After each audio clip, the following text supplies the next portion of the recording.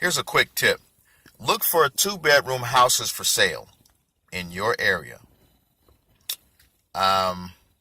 It can be 2-bedroom, 1 bath, 2-bedroom, 2 baths, but for sake of this conversation, let's stick with the 2-bedroom, 1 bath houses for sale. So let's say, for instance, you find in your area a bunch of 2-bedroom, 1 baths, right?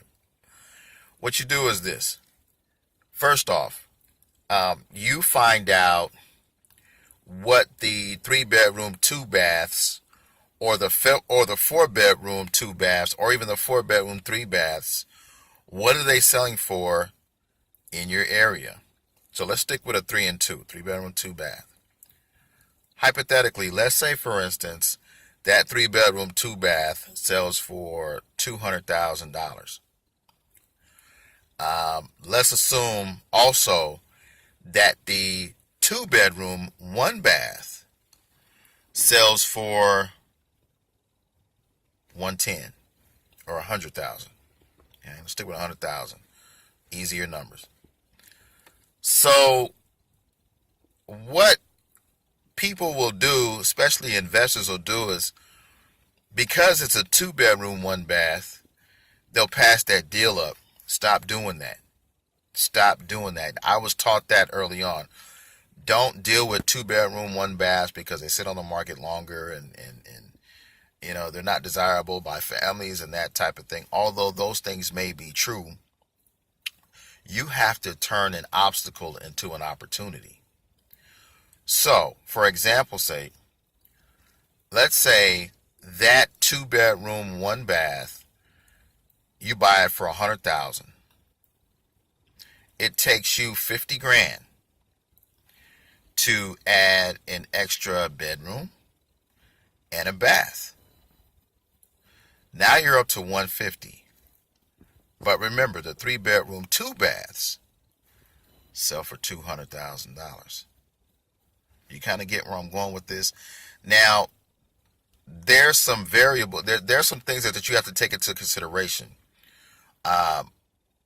What is it going to cost? First of all, you want to find out what is it going to cost to add an additional bedroom and an additional bath. You want to see the cost of additional permitting in the area.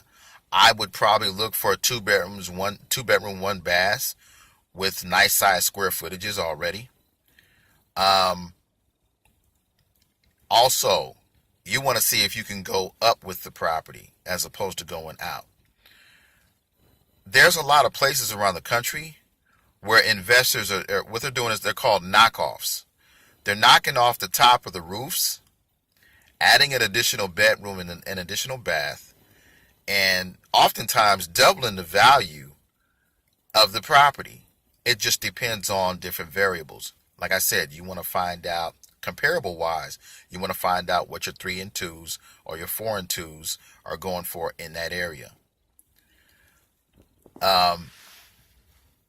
The biggest thing, and this is huge, is the individual that you work with, your contractor. You want to make sure that they're trustworthy, somebody you already have a relationship with, because a big part of your costs, and many of you out there in the United States and different parts of the world, many of you are running into shady contractors who are adding costs that don't need to be added. They're overcharging you. That's a big one. Okay. So if this is like your first or second one, or you don't have anyone, what I would do is I'd go down to the local RIA, talk to someone who is doing a fix and flip investor who has done rehabs, and ask him or her for a referral. And better yet, have that investor go in with you so that you can learn the ropes, because they're probably already doing this. They're probably already doing the knockoffs, adding additional bedrooms and baths to 2-bedroom, 1 bath, because the majority of people, especially investors, we don't see that as profitable, when in actuality, that's huge. You know what I mean? That really just blows your comps out of the water. It's a different way of looking at real estate. Everybody is going for, okay, what can I go ahead and get this property for?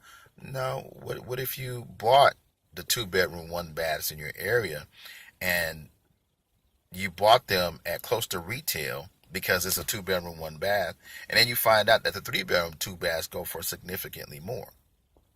These things are going to depend on what part of the country that you're in, um, who you're working with, how much red tape you have to deal with your local city or county.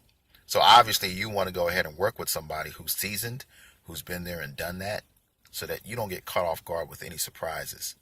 Because we as brand new investors, what a lot of investors do is they overestimate value and they underestimate fix-up costs. It's a big mistake. This is a great tip, guys. You can make a lot of money with it. Take care.